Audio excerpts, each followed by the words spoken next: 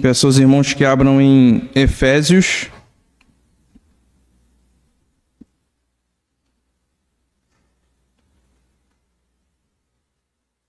capítulo 5, a partir do versículo 18.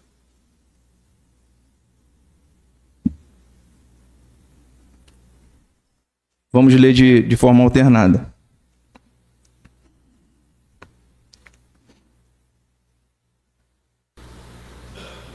E não vos embriagueis com vinho, no qual há dissolução, mas enchei-vos do Espírito.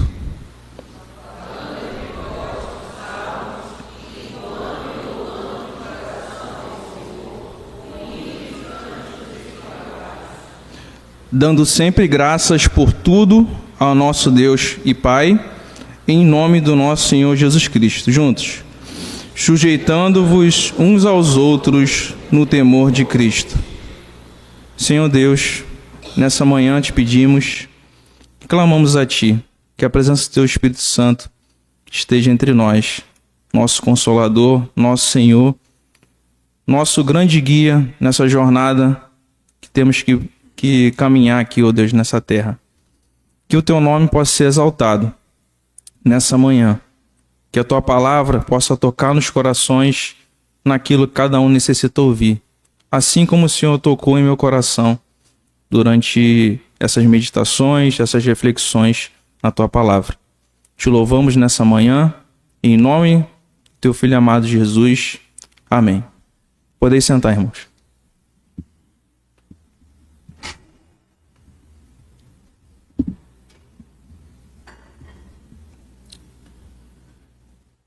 Nosso Inário Novo Cântico, né? Ele é muito rico e ele traz na sua composição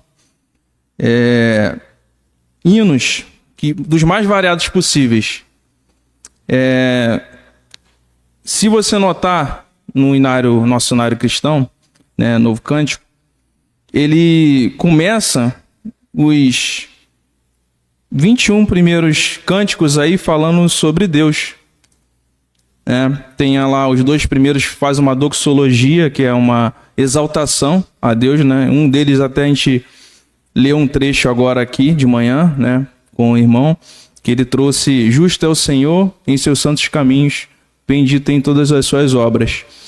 E ele fala sobre Deus Trino, né, dos cânticos 3 a 10, ele fala sobre o Deus Santo, dos cânticos 11 a 14, ele fala do Deus Soberano, dos cânticos 15 a 21, e ele vem falando sobre Deus, das suas várias características. E lá mais para os cânticos de 81 a 86, ele vem falando sobre o Espírito Santo, que é o tema, né, dessa mensagem de hoje. E ele fala assim no cântico 86, que é dito: oração ao Espírito Santo. Espírito do Deus eterno, opera em nós. Espírito do Deus eterno, opera em nós. Quebranta-nos, consola-nos, transforma-nos, transborda-nos. Espírito do Deus Santo, opera em nós. Mateus, pode passar o próximo, por favor? Recapitulando, né? Até falei com o pastor Lázaro que essa mensagem tem um pouco do que ele falou na última mensagem. Quem estava aqui domingo passado, lembra um pouco que o pastor falou sobre vocação eficaz e a graça irresistível. A vocação eficaz é a obra que o Espírito Santo ele começa a agir em nós, convencendo a gente do pecado, convencendo a gente, iluminando o nosso entendimento para que a gente realmente abrace aquilo que a palavra de Deus diz. E o pecador ele vai continuar em pecado, vai seguir seu fluxo normal, porque todos nós pecamos, nascemos em pecado. Qual é o nosso fluxo normal?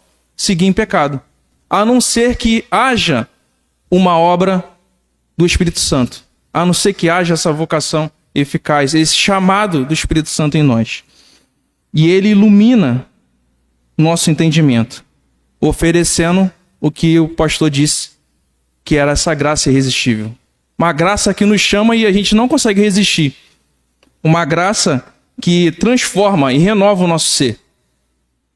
transforma o nosso coração, que era um coração de pedra, que não batia, coração que não tinha nenhum tipo de batimento, de emoção, e transforma o nosso coração em um coração de carne, que a gente é convencido pelo Espírito Santo que precisamos realmente de Deus.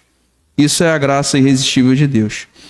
E o Tim Chester, na sua obra Conhecendo a Deus Trino, ele faz um resumo muito interessante de como isso acontece na nossa vida. Porque muitos de nós, às vezes, a gente não consegue identificar e falar assim, como é que eu vim para o Evangelho?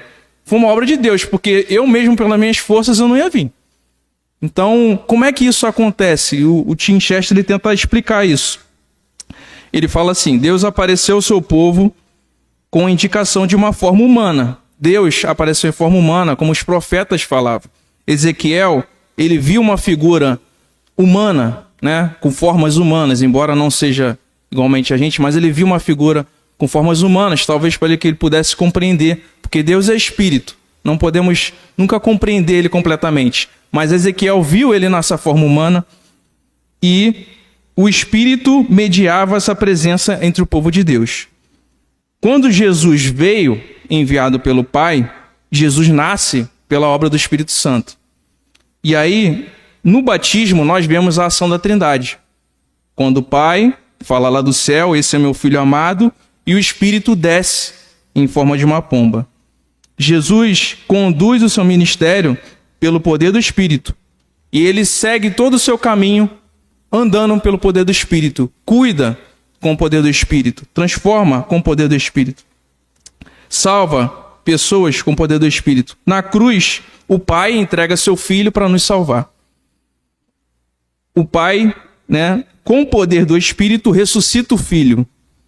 Esse Filho se torna o mediador entre Deus e os homens. O Pai, então, envia o Espírito em nome de Jesus. E Jesus fala, eu vou, mas vou enviar um Espírito para estar convosco. E o Espírito, ele está conosco agora. Então, é uma obra perfeita da Trindade, como colocado aí. Deus Pai, que é o Yahvé, ou o tetagrama aí YHWH, que é eu sou o que sou.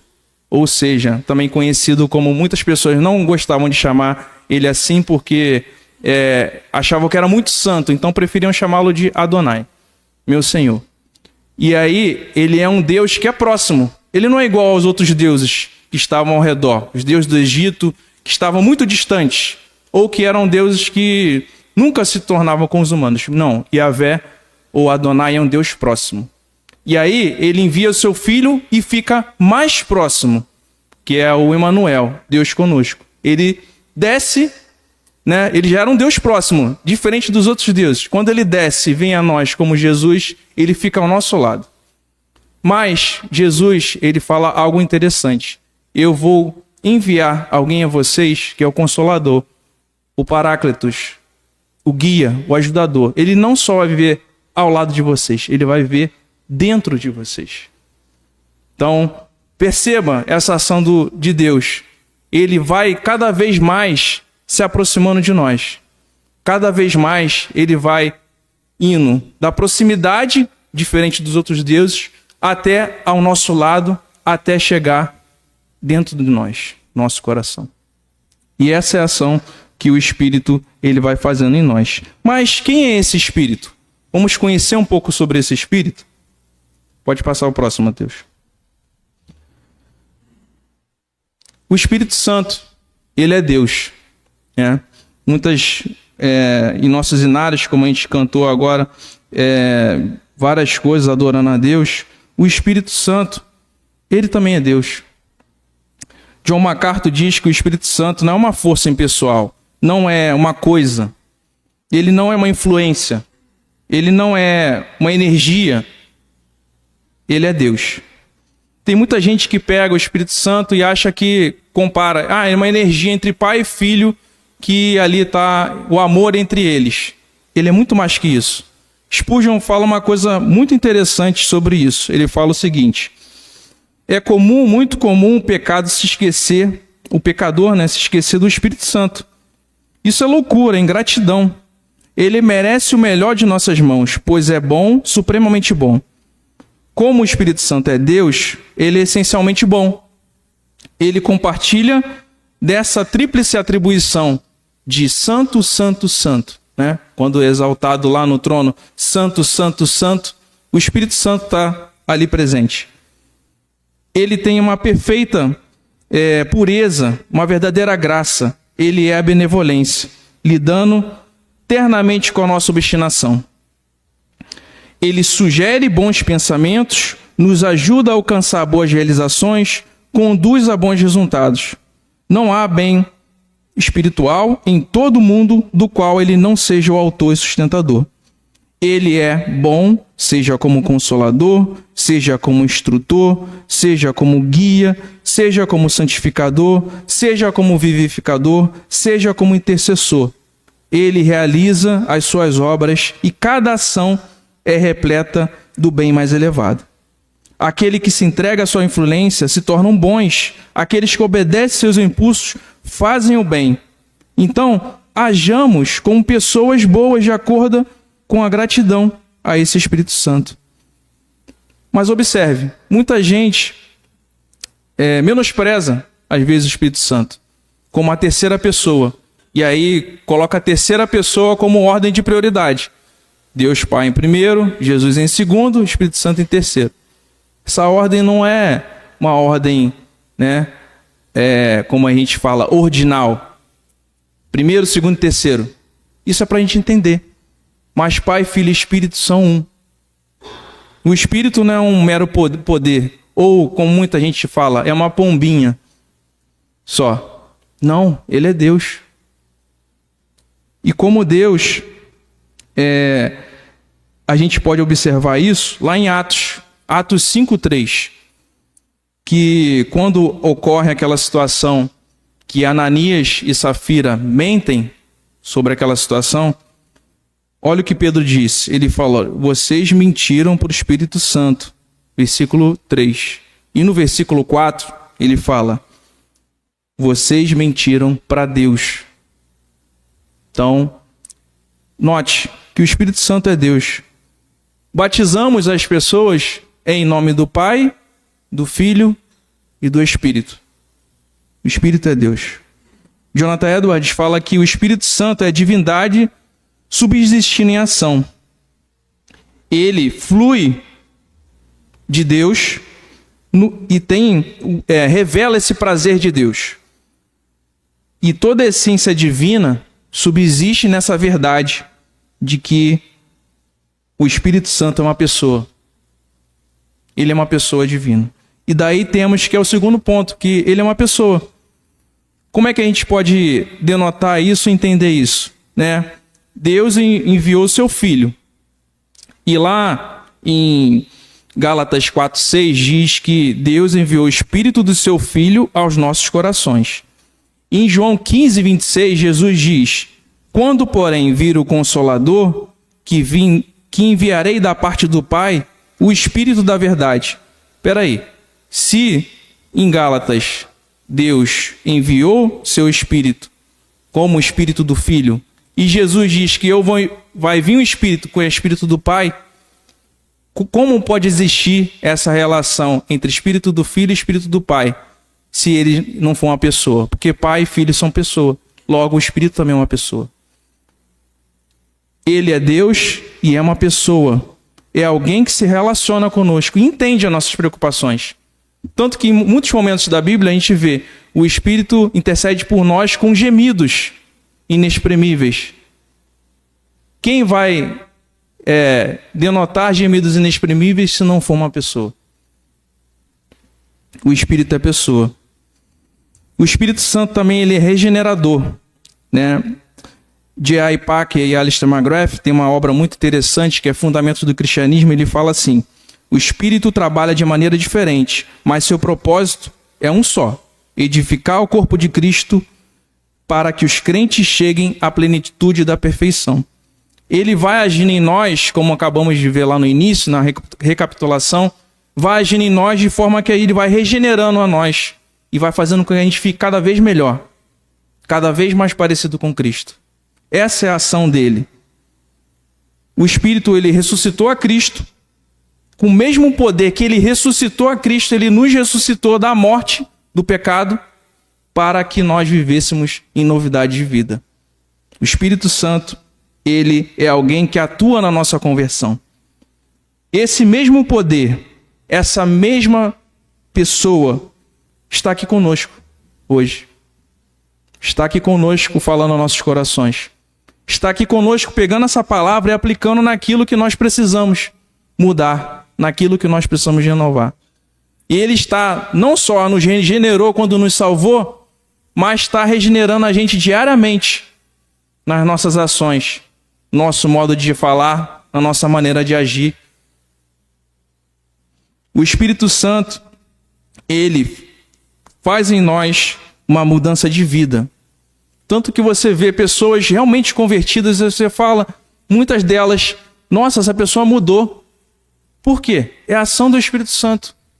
Ele faz isso, a conversão, né? O termo usado muitas vezes é metanoia, essa transformação de 180 graus. 180 graus você estava indo para uma direção, você vai para a direção contrária. É a ação do Espírito Santo. É a ação do Espírito Santo em nós. Além disso, o Espírito Santo, ele é consolador. Ele nos dá consolo, nos auxilia, nosso amor, nosso entendimento. Ele nos lembra das palavras de Cristo. Quando aquelas vezes que você está lá em casa, muitas vezes, ou algum momento na rua, no trabalho, o que for, aí de repente vem aquela palavra que você estava com desânimo, estava desesperado, estava angustiado. É o Espírito Santo falando em nós. Nos lembrando das palavras de vida, as palavras que Jesus nos falou. Ele nos lembra, ele é o nosso consolador. Ele também é nosso instrutor. Inclusive tem um dos hinos do hinário, né, nosso, que é o hino 82 do Novo Cântico. O nome dele é Grande Instrutor, Grande Instruidor Veraz. O Espírito Santo é instrutor também. Ele clareia a nossa compreensão da palavra. Spurgeon diz que ele é chamado de oráculo autorizado. Porque ele pode revelar coisas, ele está autorizado. As pessoas, nós aqui, podemos revelar coisas e errar, mas ele não erra. Ele é um oráculo autorizado. E ele revela, ele inspirou a palavra de Deus. A palavra de Deus que temos aqui hoje, estamos lendo, estamos refletindo, ela é a inspiração do Espírito Santo. Então ele é instrutor. Mas o mais interessante disso tudo, dessa complexidade do Espírito Santo, é que, embora ele seja Deus, pessoa, regenerador, consolador, tenha todo o poder, todo poderoso, como cantamos, ele é simples. Ele não busca espalhafatoso, sabe? Tanto que ele veio em uma forma de uma pomba. Ele não poderia vir em formato de um leão. Por que não veio, né? Logo numa forma de um leão diante de Jesus. Ele veio como uma pomba. Ele não é espalhafatoso. O Espírito Santo, ele não busca a glória para si. Por quê? A finalidade dele é exaltar a obra de Cristo. E ele que nos convence do pecado, mostra aquilo que precisamos melhorar. Ele não gosta de ser o foco, muitas vezes. Tanto que a gente... Por que ele fica muitas vezes terceira pessoa? Porque ele não gosta de ser o foco. Embora ele tenha todo o poder, toda essa ação que vemos, ele é alguém que trabalha muitas vezes ali no sopro, na calmaria. Charles Spurgeon fala o seguinte: o Espírito Santo não fala de si mesmo, mas ele glorifica a Cristo. Ele é como a luz, que muitas vezes não é vista, mas faz com que tudo o que está à nossa volta possa ser visto. Se essa luz aqui do nosso prédio, se aqui tivesse apagado, a gente talvez fosse à noite, a gente não veria as pessoas, mas a luz faz com que a gente veja tudo ao nosso redor. O Espírito Santo, ele faz isso. J.I. Packer fala que o ministério do Espírito Santo é um holofote. Ele joga o holofote sobre Jesus. Ele não joga sobre si mesmo. E o que tudo isso nos leva? Nos leva a refletir do seguinte, sobre o texto. Não vos embriagueis com vinho, né? A gente tem um pensamento do seguinte: A nossa natureza humana, passa o próximo, por favor, Mateus, não gosta de ficar vazia. Eu creio que muitos de vocês aqui, se tomaram café da manhã bem cedo, já estão começando a ficar com o estômago vazio. Isso começa a incomodar. Começa a ficar incômodo, você não almoça, não janta, fica de jejum para um exame e isso vai te incomodando. A nossa natureza humana não gosta. Ela vai buscar ser preenchida por algo. Né? Como Agostinho de Hipona fala, fizeste-nos para ti e inquieto está o nosso coração enquanto não repousa em ti. E também A.C. Welk, é um dos grandes estudiosos bíblicos escoceses, ele diz, o homem tem que estar cheio de alguma coisa. E aí quando ele não está cheio, ele começa a ficar incomodado. No nosso texto, Paulo diz em Efésios, não vos embriagueis com vinho. Pode passar, Mateus, o próximo. Então, se a gente tem essa ideia de vazio, alguma coisa vai preencher. E aí, Paulo diz aos Efésios para que eles não se enchessem de vinho. O que o vinho representava nessa situação? Não é o vinho, da ceia do Senhor. Aqui é outro sentido. O vinho, ele fala da bebida mesmo, como uma forma de dissolução. A palavra grega aqui para dissolução é a mesma palavra que pode ser traduzida como lascívia, prazer. Se o homem não está com esse vazio, a primeira coisa que ele vai tentar preencher é com prazeres, que são as obras da carne. Porque a nossa carne, ela quer isso. O quê? Prostituição, impureza, lascívia, idolatria, feitiçaria, inimizades, porfias, ciúmes, iras, discórdias e por aí vai. Nossa natureza ela não vai ficar quieta até que algo preencha esse vazio. E aí a gente tenta bebida, a gente tenta comida, a gente tenta vícios, a gente tenta sexo, a gente tenta dinheiro, tenta farra. Tudo isso pode preencher momentaneamente, mas não vai preencher por completo. Calvino diz que a nossa embriaguez, ela, de forma irrestrita e desequilibrada, ela só vai trazer mais vazio. Uma pessoa intoxicada pela bebida age de forma que não é muitas vezes natural a si. Evidencia o mal que estava ali dentro. Em vez de preencher aquele vazio, ela mostra mais a perversidade que tem dentro da gente. Então, a pessoa acaba ficando pior do que ela já era. Pior do que antes. Embriagar-se com o vinho, então, é ceder a esses desejos da nossa carne, mas isso não vai nos preencher. Então, de que a gente pode ser cheio? Pode passar, Mateus.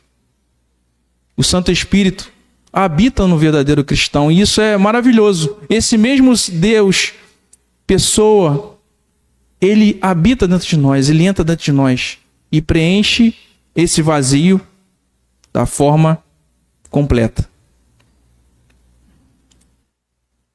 O Espírito Santo, quando a gente lê lá na passagem de João 14, 16, 17, Jesus diz, eu rogarei ao Pai e ele vos dará o Consolador.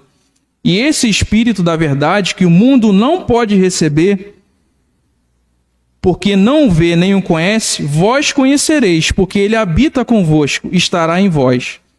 Para os regenerados em Jesus Cristo, para os eleitos, há essa presença do Espírito dentro de nós. E a presença do Espírito de Deus em nossas vidas torna essa sede que parece insaciável, esse vazio que parece ser impreenchível, completo. Mas ele não quer só habitar dentro de nós. Ele quer nos encher. Ele não quer só habitação. Ele quer... Muitas vezes a gente não quer só uma casa. A gente quer que tenha coisas dentro dessa casa. Quer preencher essa casa de coisas, de família principalmente. Então o Espírito Santo, ele não quer só habitar em nós, ele quer nos encher.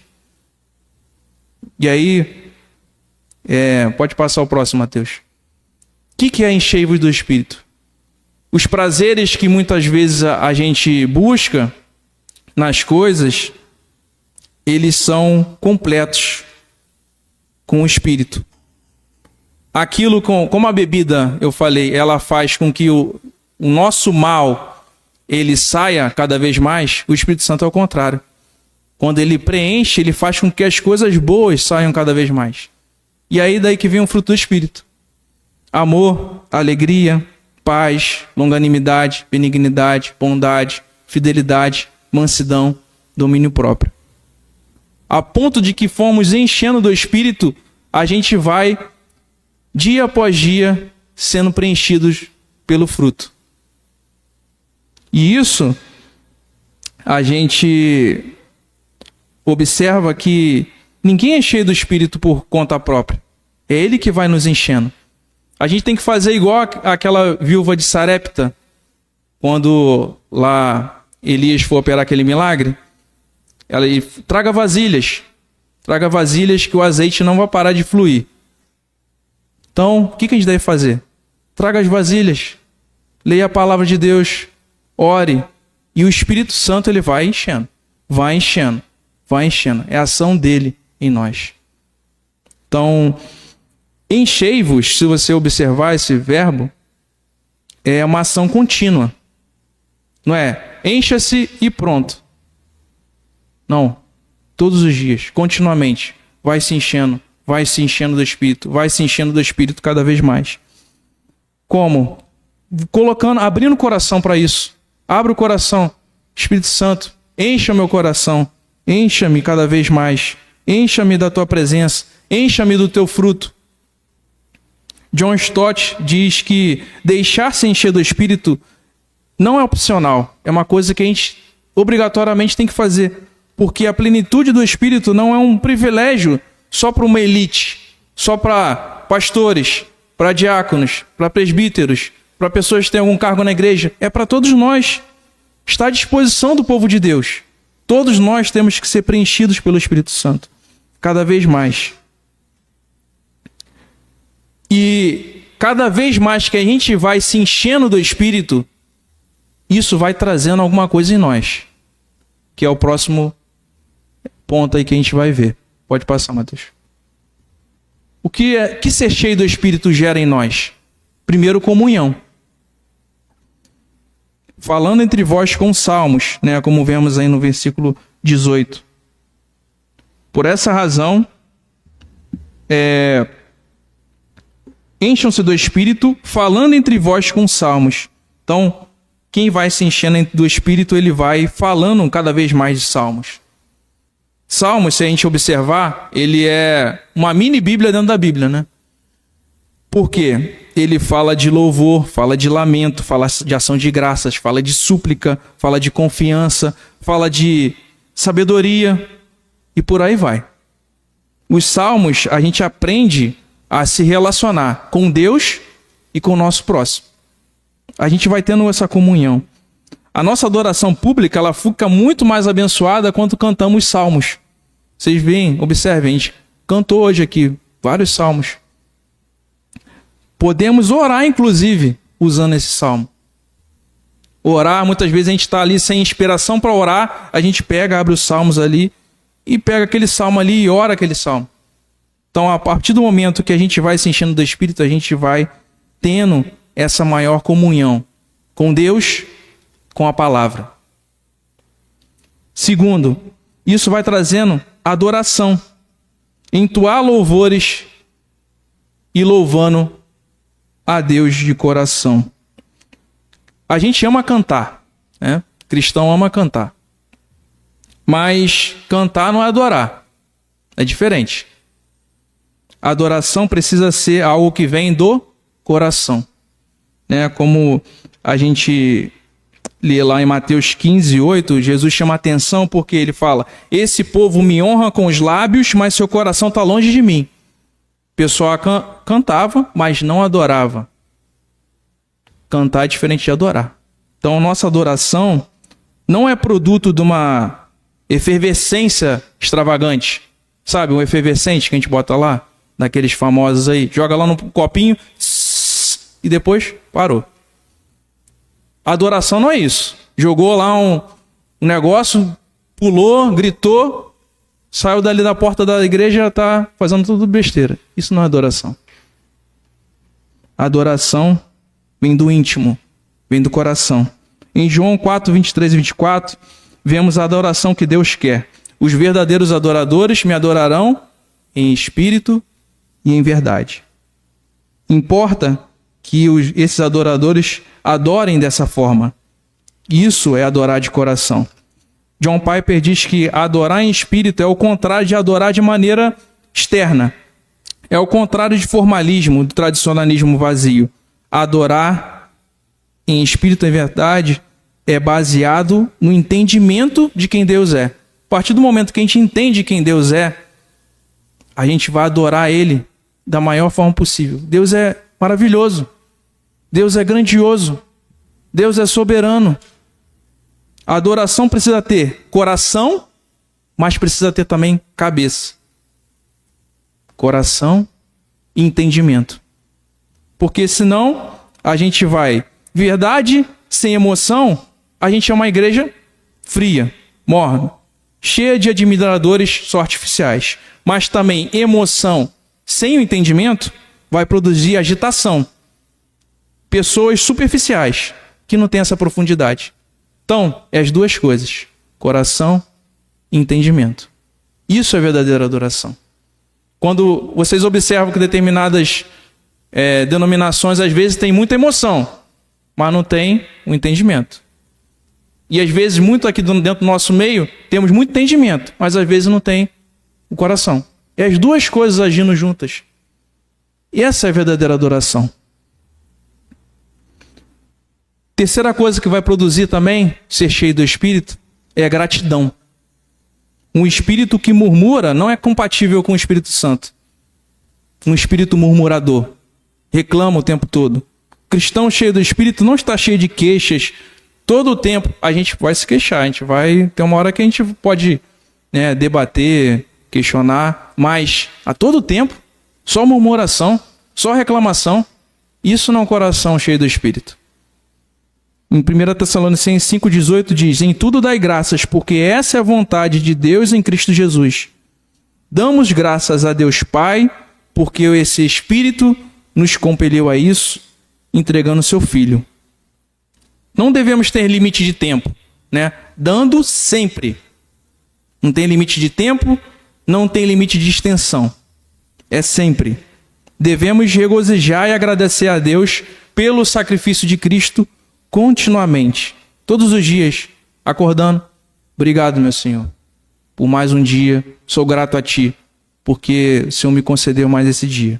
Sou grato a Ti pelo meu trabalho, que muitas vezes eu reclamo. Sou grato a Ti pela minha família, que não é perfeita, mas o Senhor me deu. Gratidão. Crisóstomo fala uma coisa interessante. Ele foi um dos pais da igreja. Ele fala que lá, inicialmente, muita gente era grato, inclusive pelo inferno.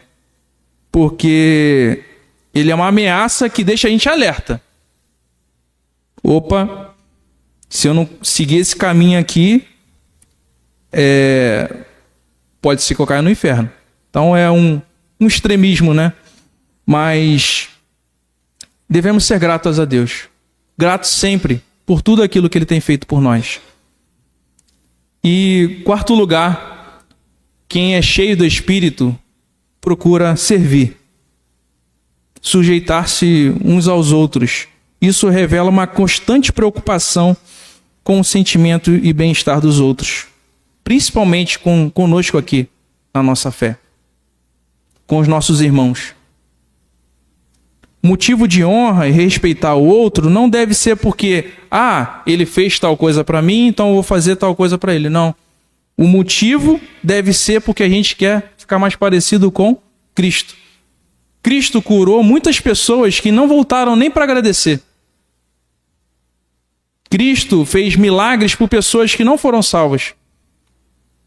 Então, a gente deve fazer isso, sujeitar-se aos outros, porque a gente ama Cristo. E isso é obra do Espírito Santo dentro do nosso coração. Se formos cheios do Espírito, não nos relacionaremos harmoniosamente com as pessoas procurando alguma coisa em troca. A gente vai honrar a Deus, adorando a Ele e amar o próximo, como Ele nos ensinou. Então, um bom resumo do que falamos até aqui pode passar, Mateus, o próximo. O que é ser cheio do Espírito? Esse preenchimento com o Espírito Santo chega à expressão visível em uma vida pessoal e comunitária, que obtém da vontade de Deus um parâmetro compromissivo, que serve ao Senhor com alegria e em tudo honra e agradece a Deus na nossa vida. Então, ser cheio do Espírito é essa expressão, que é uma coisa íntima e pessoal, mas também uma coisa comunitária, né? É o amar a Deus sobre todas as coisas e amar o próximo como a si mesmo. Então, lembre-se do seguinte. Lembra que eu falei que o Espírito Santo ele é simples, não é espalhafatoso? Então, quem é cheio do Espírito Santo não busca a glória para si, mas glorifica a Deus Pai. Ele não quer aparecer mais que os outros, ter mais fama. Ele quer que Cristo seja o centro do universo.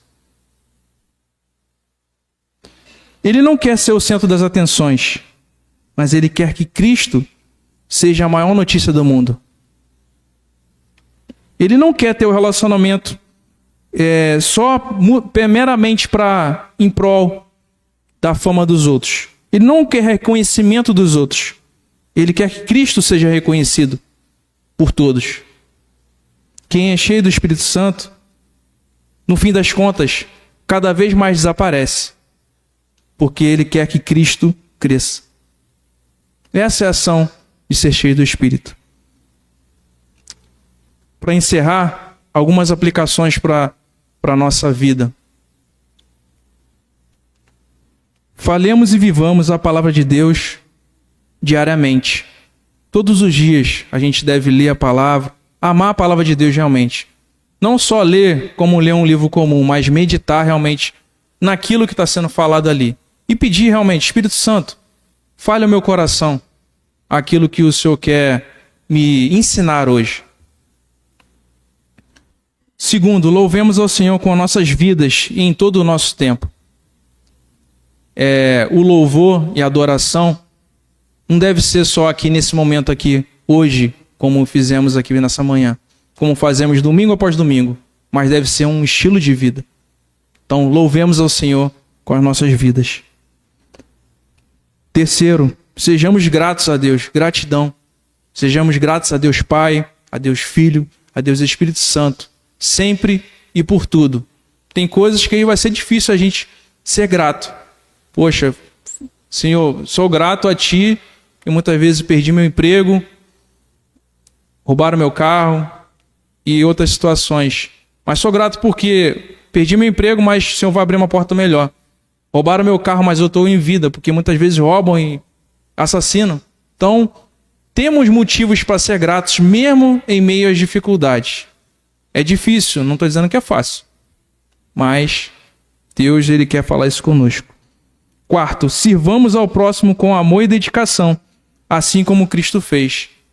Que a gente possa servir ao próximo, né, dia após dia, com essa dedicação, como Jesus fez. E em quinto lugar, não diga que a presença do Espírito já é suficiente.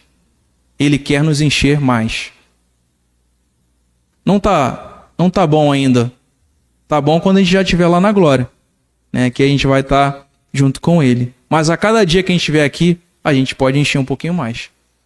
Dia após dia, venhamos a pedir ao Espírito Santo, encha-nos, né?